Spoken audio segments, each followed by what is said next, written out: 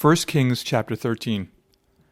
And behold, a man of God went from Judah to Bethel by the word of the Lord, and Jeroboam stood by the altar to burn incense. Then he cried out against the altar by the word of the Lord, and said, O altar, altar, thus says the Lord, Behold, a child, Josiah by name, shall be born to the house of David, and on you he shall sacrifice the priests of the high places who burn incense on you, and men's bones shall be burned on you. And he gave a sign the same day, saying, This is the sign which the Lord has spoken. Surely the altar shall split apart, and the ashes on it shall be poured out. So it came to pass, when King Jeroboam heard the saying of the man of God, who cried out against the altar in Bethel, that he stretched out his hand from the altar, saying, Arrest him. Then his hand which he stretched out toward him withered, so that he could not pull it back to himself. The altar also was split apart, and the ashes poured out from the altar, according to the sign which the man of God had given by the word of the Lord. Then the king answered and said to the man of God, Please entreat the favor of the Lord your God, and pray for me, that my hand may be restored to me. So the man of God entreated the Lord, and the king's hand was restored to him, and became as before. Then the king said to the man of God, Come home with me and refresh yourself, and I will give you a reward. But the man of God said to the king, If you were to give me half your house, I would not go in with you, nor would I eat bread nor drink water in this place. For so it was commanded me by the word of the Lord, saying, You shall not eat bread nor drink water, nor return by the same way you came. So he went another way, and did not return by the way he came to Bethel.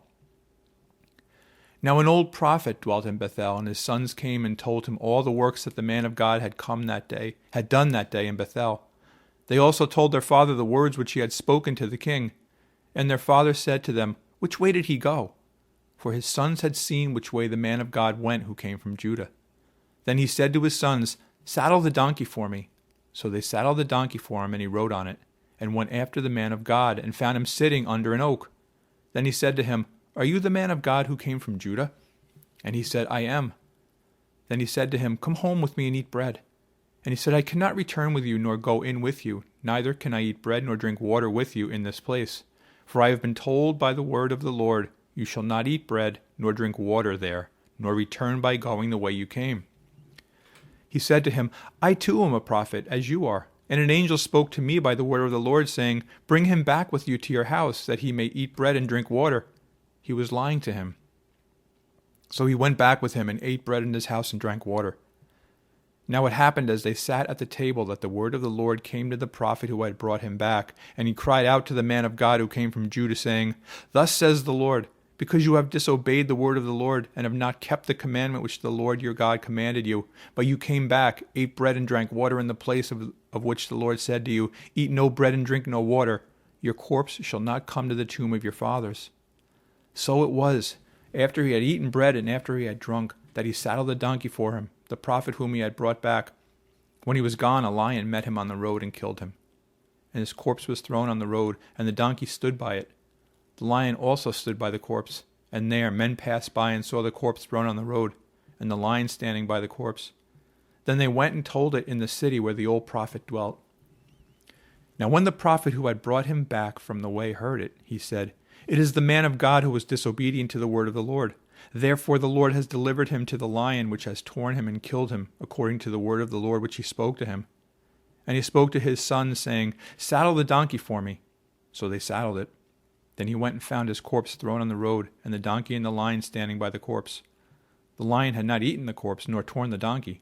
And the prophet took up the corpse of the man of God, laid it on the donkey, and brought it back. So the old prophet came to the city to mourn and to bury him. Then he laid the corpse in his own tomb, and they mourned over him, saying, Alas, my brother! So it was, after he had buried him, that he spoke to his son, saying, When I am dead, then bury me in the tomb where the man of God is buried. Lay my bones beside his bones. For the saying which he cried out by the word of the Lord against the altar in Bethel, and against all the shrines on the high places which are in the cities of Samaria, will surely come to pass. After this event, Jeroboam did not turn from his evil way, but again he made priests from every class of people for the high places. Whoever wished, he consecrated him, and he became one of the priests of the high places.